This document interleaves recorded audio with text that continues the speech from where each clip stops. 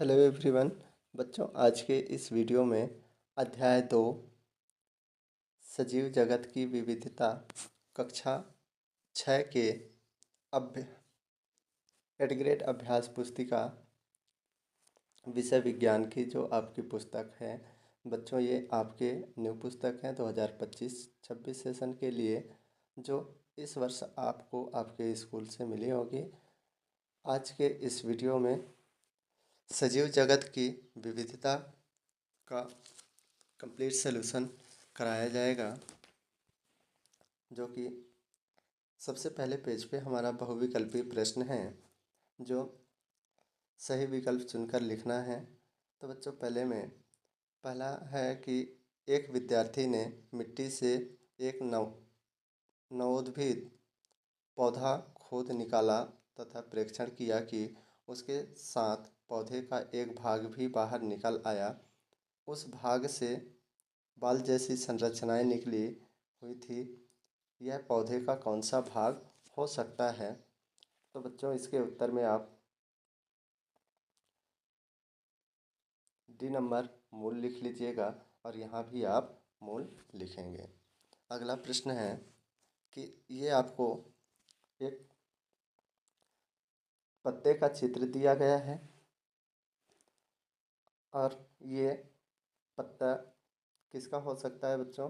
तो ये पत्ता अपना पीपल का पत्ता दिख रहा है। इसके बारे में पढ़ लेते हैं कि दिए गए चित्र में पीपल के पत्ते को दर्शाया गया है। पत्ते के शिराविन्यास के बारे में क्या निष्कर्ष निकाला जा सकता है? तो बच्चों, ऑप्शन को पढ़ लेते हैं कि समांतर शिराविन्यास क्योंकि प्राप्त डिजाइन में जाली जैसे संरचनाएं दिखाई दे रही हैं। समांतर शिराविन्यास क्योंकि प्राप्त डिजाइन में समांतर सिराएं दिख रही हैं। और सी नंबर है जालिका रूपी शिराविन्यास क्योंकि प्राप्त डिजाइन में जाली जैसी संरचनाएं दिखाई दे रही हैं। डी नंबर है जालिका रूपी शिराविन्यास क्योंकि प्राप्त डिजाइन में समांतर सिराएं दिखाई दे रही हैं। तो बच्चों, इसका सही आंसर होगा कि सी नंबर जालिका रूपी शिराविन्यास क्योंकि प्राप्त डिजाइन में जाली जैसी सिराएं दिखाई दे रही हैं। तो बच्चों, ये देखिए कि इसमें आपको जैसे ये शिराविन्यास दिखाई दे रही हैं और इसके बीच में ये जाली जैसे संरचनाएं और भी दिखाई दे रही हैं। तो हमारा ऑप्शन नंबर सी सही होगा और इसको आप यहाँ लिख लेंगे। तीसरा है विद्यार्थी नीचे तालिका में सूचीबद्ध विभिन्न पौधों का प्रेक्षण करता है। पीपल, आम, नीम, केला और घास का। तो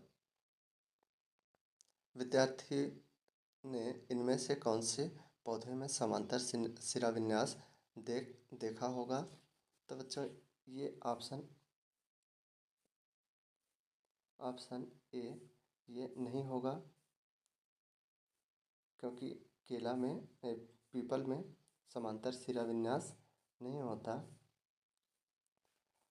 इसका ये आप नहीं लिखेंगे। इसका सही आंसर होगा केला और घास में। डी नंबर को आप यहाँ लिख लेंगे।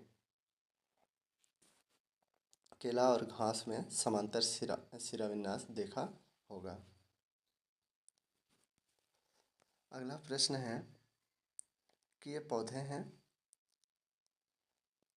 बच्चों, ये निम्नलिखित में से कौन सा विकल्प जड़ों के नाम का वर्णन करता है जिन्हें का, ख, ग के रूप में नामांकित किया गया है? तो बच्चों, इसका आंसर होगा का नंबर हमारा यहाँ मूसला जड़ होगा।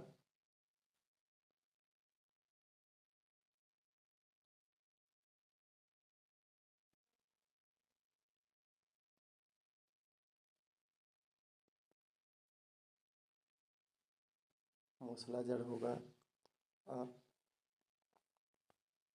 ग नंबर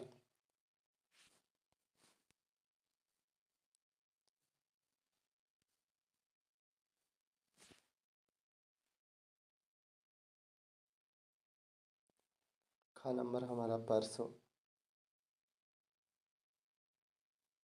परसों जड़। और ये ग नंबर रेशेदार,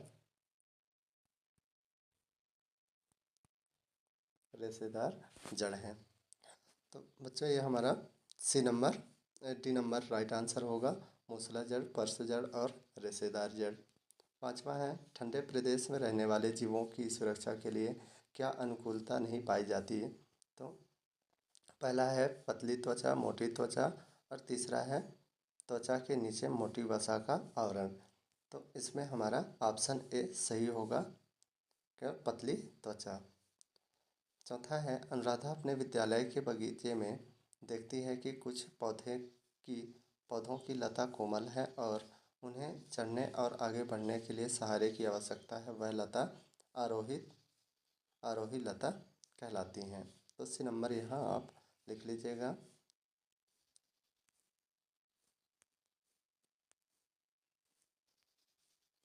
सातवां ऑप्शन है कि चित्र में दिए गए बीजपत्र को ध्यानपूर्वक देखकर निम्नलिखित बिंदुओं द्वारा इससे बीजपत्र, शिराविन्यास और जड़ के प्रकार का पता लगाइए।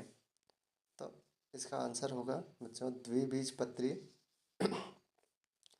जालिका, शिराविन्यास और मूसला जड़। द्विबीजपत्री डी नंबर, जालिका, शिराविन्यास और मूसला जड़ यहाँ आप लिख लीजिएगा। अगला है, सविता की माँ ने बगीचे में सब्जियों के पौधे लगाए। सविता ने बगीचे में लगे टमाटर के पौधे से कुछ टमाटर तोड़ते समय वह ध्यान दिया कि इस पौधे का तना कोमल और हरा है। आप पता लगाइए इसे किस वर्ग में रखा जा सकता है। तो ऑप्शन ए साग, झाड़ी, वृक्ष और झाड़ी एवं वृक्ष दोनों में। तो बच्चों इसको हम साग वर्ग में रखेंगे।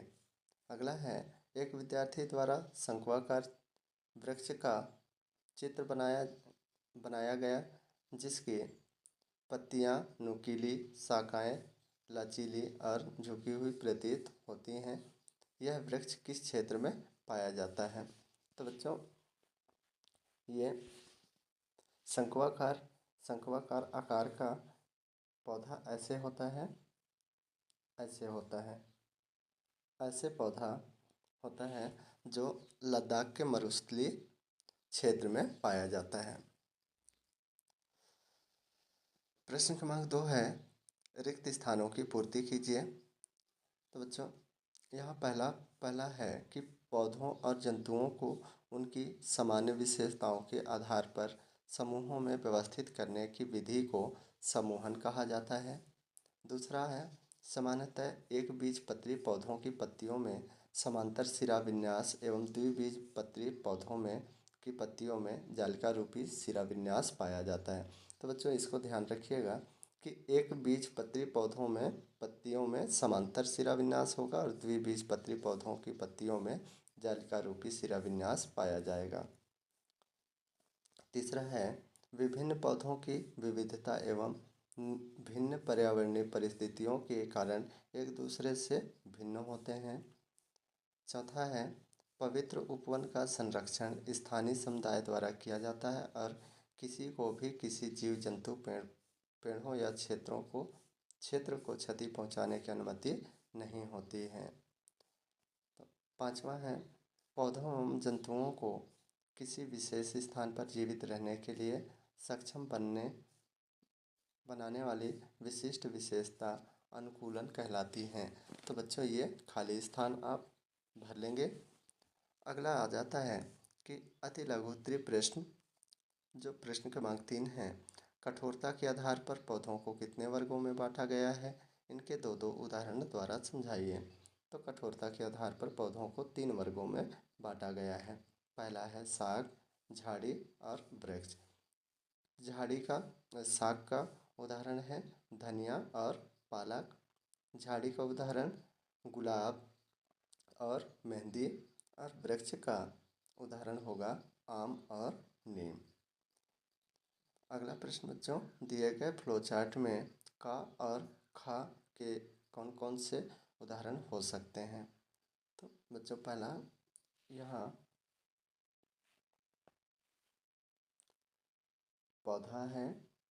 हाँ, पौधों में क्या होता है? क्या इनमें पत्तियाँ होती हैं? तो क्या इनमें पत्तियाँ होती हैं तो हम हाँ करेंगे।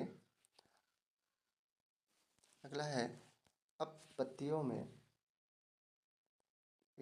में सिरा विन्यास कैसा होगा?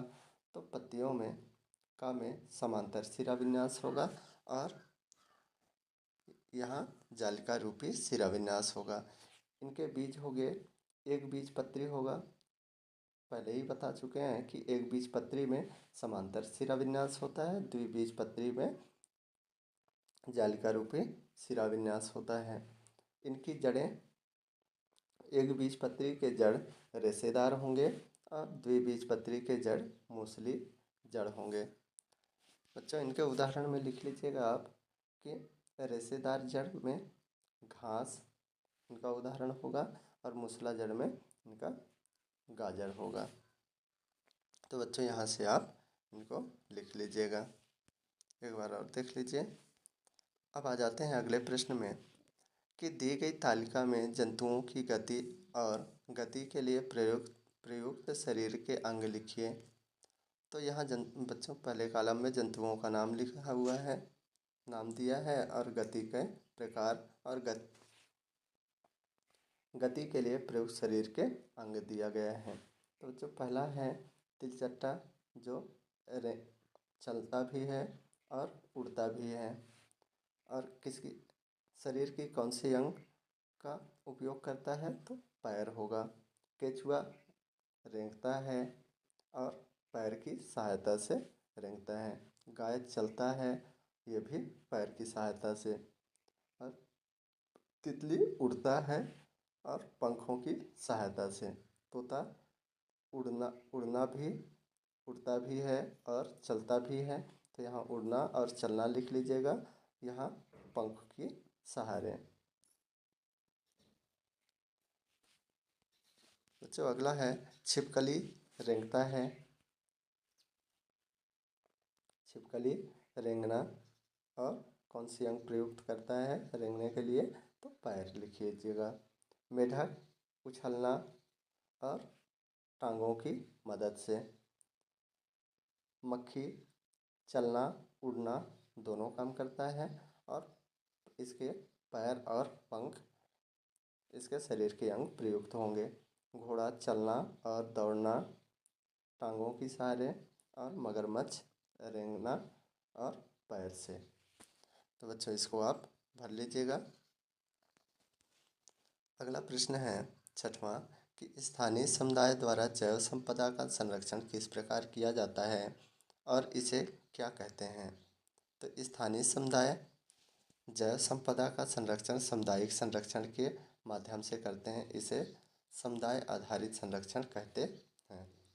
बच्चों, अगला प्रश्न है सातवां कि पर्वतीय एवं मरुस्थलीय क्षेत्र के पेड़ पौधों एवं जंतुओं में विविधता देखने को मिलती है। इस विविधता को क्या कहते हैं? परिभाषा दीजिए। तो बच्चों, इसमें आप लिखिएगा कि पर्वतीय और मरुस्थलीय क्षेत्र में के पेड़ पौधे एवं जंतुओं में जो विभिन्नता पाई जाती है उसे जैव विविधता कहते हैं। ये रहा आपका सातवां का उत्तर। बच्चों, यहाँ आप प्रश्न क्रमांक 8 में एक जालिका रूपी शिराविन्यास से एक समांतर शिराविन्यास दर्शाते हुए एक एक पत्ती का चित्र बना लीजिएगा। तो बच्चों, यहाँ आप चित्र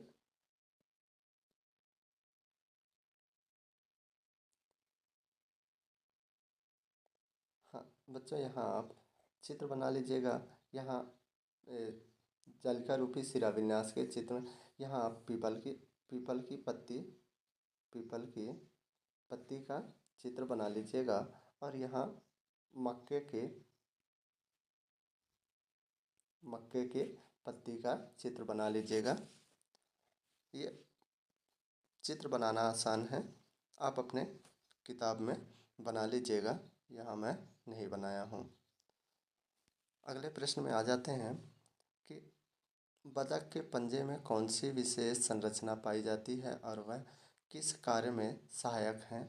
तो इसके उत्तर में लिखेंगे आप कि बतख के पैर में जालीदार संरचना पाई जाती है जिससे वह पानी में आसानी से चल सकती है। अगला प्रश्न है 10वां कि दिनेश अपने मित्र सुरेश से तर्क करता है कि गर्म मरुस्थल में रहने वाले ऊंट बिना जल पिए कई दिन तक जीवित रह सकता है, क्यों? तो सुरेश द्वारा इसके स्पष्टीकरण के लिए कौन कौन से उत्तर दिए। तो सुरेश द्वारा इस प्रश्न का उत्तर दिया कि गर्म मरुस्थल में रहने वाले ऊंट के कुबड़ में वसा जमा होती है जिसे ऊंट पानी और ऊर्जा में बदलकर भोजन के रूप में उपयोग करता है। अगला प्रश्न है 11वां कि नीलगिरी के बुरास और सिक्किम के बुरास के पौधे वातावरण में जीवित रहने के लिए किस प्रकार अनुकूलित हैं, समझाइए।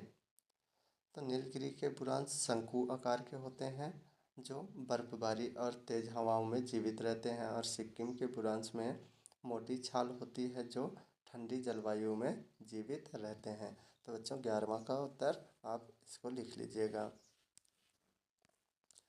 अगला है प्रश्न क्रमांक 12 कि चित्र में दी गई पत्तियों में दिख रही बारीक रेखाएं क्या दर्शा रही हैं। तो क्या सभी पत्तियों में एक समान रेखाएं दिखती हैं।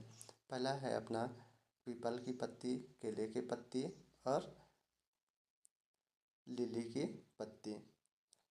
तो यहाँ लिखेंगे आप बच्चों आप कि पीपल की पत्ती में जालीदार शिराविन्यास हैं, केले के पत्ती में समांतर शिराविन्यास हैं और लिली की पत्ते में समांतर शिराविन्यास हैं। तो बच्चे यहाँ से आप इसको लिख लीजिएगा। अगला प्रश्न है 13 कि रानी अपनी मित्र मोहिनी के साथ खेत गई। वहाँ उसने खुरपी की सहायता से पौधे की जड़ को नुकसान पहुँचाए बिना एक चने का पौधा और एक गेहूं का पौधा निकाला और दोनों प्रकार के पौधों का अवलोकन किया। आपके अनुसार इन्हें अवलोकन में जड़ एवं पत्तियों का शिराविन्यास किस प्रकार दिखाई दिया होगा। तो बच्चे यहाँ आप इसके उत्तर में लिखिएगा कि चने के पौधे में मूसला जड़ और जालीदार शिराविन्यास होगा और गेहूं के पौधे में रेशेदार जड़ और समांतर शिराविन्यास होगा।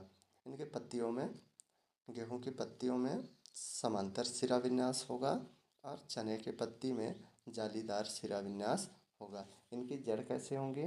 तो चने का जड़ मूसला जड़ होगा और गेहूं के जड़ रेशेदार जड़ होंगे। तो बच्चे यहाँ से आप इनको लिख लीजिएगा। जो अगला प्रश्न आ जाता है 14 कि कक्षा शिक्षिका द्वारा बोर्ड पर तालिका में कुछ आंकड़े दिए गए हैं।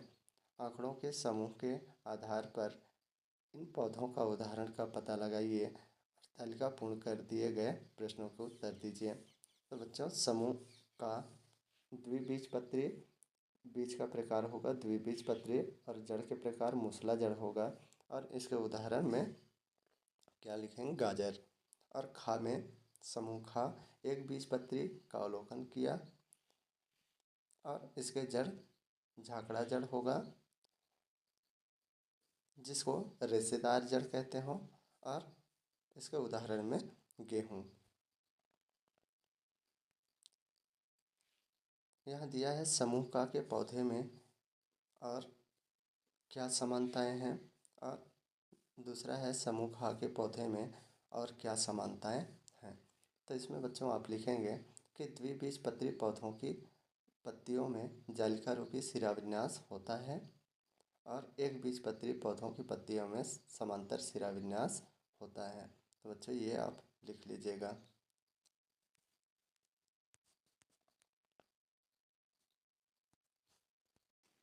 बच्चों अगला प्रश्न है क्या सभी बीज एक जैसे होते हैं।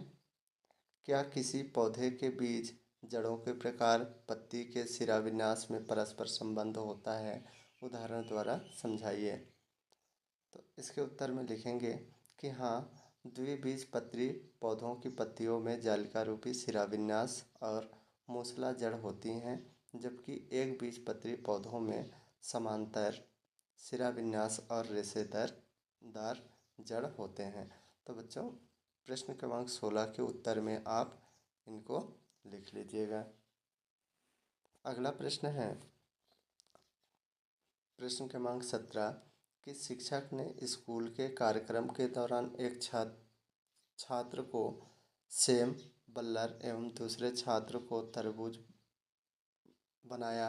अब सेम तरबूज से पूछती है कि तुम्हें विसर्पी लता समूह में क्यों रखा गया और मुझे आरोही लता समूह में क्यों रखा गया। तो बच्चों इसके उत्तर में लिखिएगा, तरबूज के तने सीधे खड़े नहीं हो पाए, जमीन पर फैले रहते हैं, इसलिए उसे विसर्पी लता कहते हैं।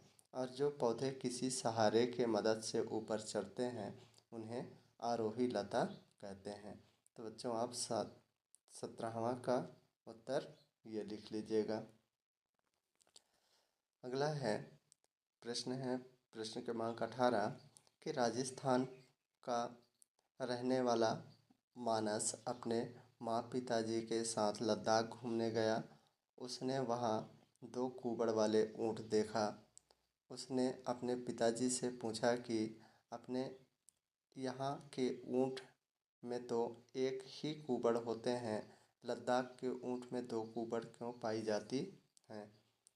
तो बच्चों इसके उत्तर में लिखिएगा, लद्दाख के ऊँट में 2 कुबड़ वसा जमा करने के लिए होते हैं जो उन्हें रेगिस्तान की कठोर परिस्थिति में जीवित रहने में मदद करते हैं।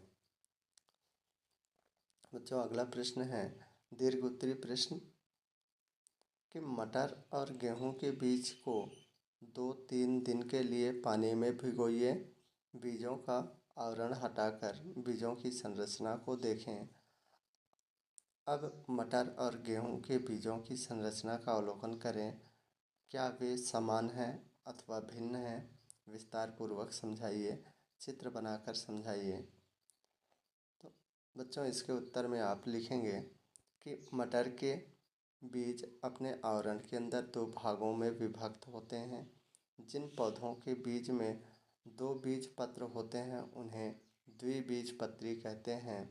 और मक्का के बीज में एक पतला बीज पत्र होता है जिसे एक बीजपत्र कहते हैं। तो बच्चों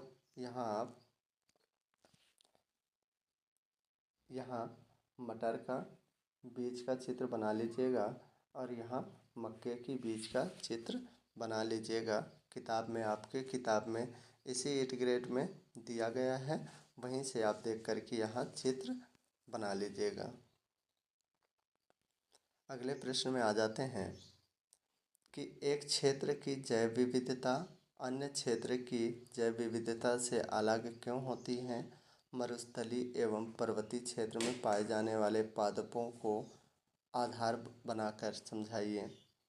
तो इसके उत्तर में लिखेंगे, प्रत्येक क्षेत्र की अपनी विशिष्ट भौगोलिक जलवायु और पर्यावरण स्थिति होती है जो पौधों और जानवरों के विकास को प्रभावित करते हैं। मरुस्थल और पर्वतीय क्षेत्रों में पाई जाने वाली पौधों की प्रजातियां इन विशिष्ट परिस्थितियों के अनुकूल होते हैं जिससे उनकी जैव विविधता अन्य क्षेत्र से भिन्न होती है। तो बच्चों प्रश्न क्रमांक 20 का उत्तर ये दिया गया है, ये आप लिख लीजिएगा। अगला है कि प्रश्न क्रमांक 21 गर्म मरुस्थल में रहने वाले ऊँट और ठंडे मरुस्थल में रहने वाले ऊँट की जैव विविधता भिन्न परिस्थितियों के कारण एक दूसरे से बहुत अलग होती हैं, क्यों? इसके उत्तर में लिखेंगे, गर्म रेगिस्तान में ऊँट के पैर लंबे और चौड़े खुर होते हैं जो उन्हें गर्म रेत में चलने में मदद करते हैं, जबकि ठंडे रेगिस्तान में ऊँट के पैर छोटे होते हैं जो उन्हें पहाड़ी क्षेत्र में चलने में मदद करते हैं। तो बच्चों आप प्रश्न क्रमांक 21 के उत्तर में ये आप लिख लीजिएगा, ये आपका उत्तर है। अगला प्रश्न है कि निम्नलिखित स्थानीय पौधों का अवलोकन नीचे दिए गए निर्देशों के आधार पर कीजिए। तो ये पौधों का नाम दिया है बच्चों कि नीम, तुलसी, आम, बबूल, आंवला, केला और गुड़हल। इसमें बीज की प्राकृति, जड़ तंत्र, तने की प्राकृति और सिरा विन्यास और अन्य विशेष लक्षण दिया गया है। तो बच्चे यहाँ आप कॉलम बना लीजिएगा, ये आप कॉलम अलग अलग बना लीजिएगा।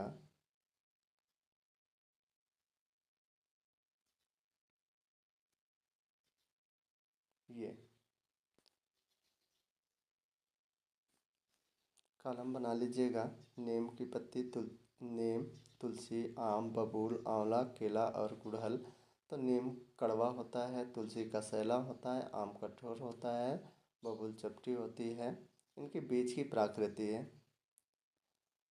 आंवला भी चपटी और केला का छोटा होता है बीज, और गुड़हल का भी छोटा होता है।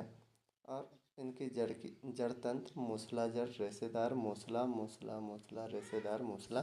तो ये बच्चों ये आप लिख लीजिएगा। अगला प्रश्न है 23 कि मैदानी में पाई जाने वाली बकरी और पर्वतीय क्षेत्र में पाई जाने वाली बकरी का चित्र। ये वाला बकरी मैदानी क्षेत्र में पाई जाने वाली बकरी है और ये पर्वतीय क्षेत्र में पाई जाने वाली बकरी हैं। दिए गए चित्र को ध्यान से देखते हुए इसकी समानताएं और असमानताएं बताइए। इनमें पाए जाने वाले अंतरों का कारण स्पष्ट कीजिए। तो बच्चे यहाँ लिखिएगा कि इनमें, इन दोनों बकरियों में समानता क्या होती हैं। तो दोनों बकरियाँ शाकाहारी, पहले हम समानता को देख लेते हैं कि दोनों बकरियां शाकाहारी होती हैं और ये दोनों कोविडे परिवार के होते हैं और दोनों स्तनधारी होते हैं। दोनों में खूर होता है, दोनों दूध भी देता है, दोनों से मांस उत्पादन भी होता है और दोनों से फाइबर, बाल और ऊन भी प्राप्त होता है और दोनों बकरियां प्रजनन भी करती हैं। इनमें असमानताएं होती हैं कि इनके आकार अलग अलग होते हैं, इनके आवास भी अलग होते हैं और इनका सामाजिक जो व्यवहार होता है ये भी अलग होते हैं और इनका उपयोग अलग अलग होता है और इनके बाल अलग होते हैं।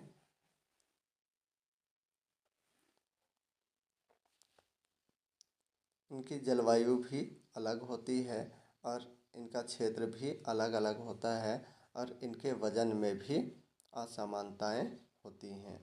तो बच्चों यहाँ से आप ये लिख लीजिएगा। अगला है प्रोजेक्ट कार्य कि प्रोजेक्ट कार्य 1 में दिया है, भारत के जैव विविधता के संरक्षण की दिशा में काम करने वाले भारतीय वैज्ञानिकों, वन्य जीव विज्ञानी की सूची तैयार कीजिए और उनके द्वारा किए गए कार्य का संक्षिप्त उल्लेख कीजिए। तो बच्चों पहला में आप लिखेंगे वैज्ञानिक का नाम, सलीम अली लिखिएगा और योगदान का संक्षिप्त उल्लेख में लिखिएगा कि सलीम अली, इन्होंने पक्षियों की विविधता का अवलोकन किया। उन्हें भारत का पक्षी पुरुष के नाम से जानते हैं। उन्हें 1976 में पद्म भूषण से सम्मानित किया गया था। तो बच्चों पहले में आप सलीम अली लिखिएगा और उनके संक्षिप्त उल्लेख ये लिख दीजिएगा। दूसरा है जानकी अम्माल। यह भारतीय वनस्पति शास्त्री थे। इन्होंने साइलेंट वैली बचाओ आंदोलन में महत्वपूर्ण भूमिका निभाई थी। अगला है अजीत कुमार, एक प्रसिद्ध वन्यजीव विज्ञानी हैं। उन्होंने भारतीय वन्यजीव संस्थान और सलीम अली पक्षी विज्ञान केंद्र में काम किया था। चौथा में लिखिएगा बच्चों आप कि डॉक्टर बी बालकृष्णन, इन्होंने दक्षिणी पश्चिमी घाट के जंगली खाद रतालू की आनुवंशिक विविधता पर काम किया था।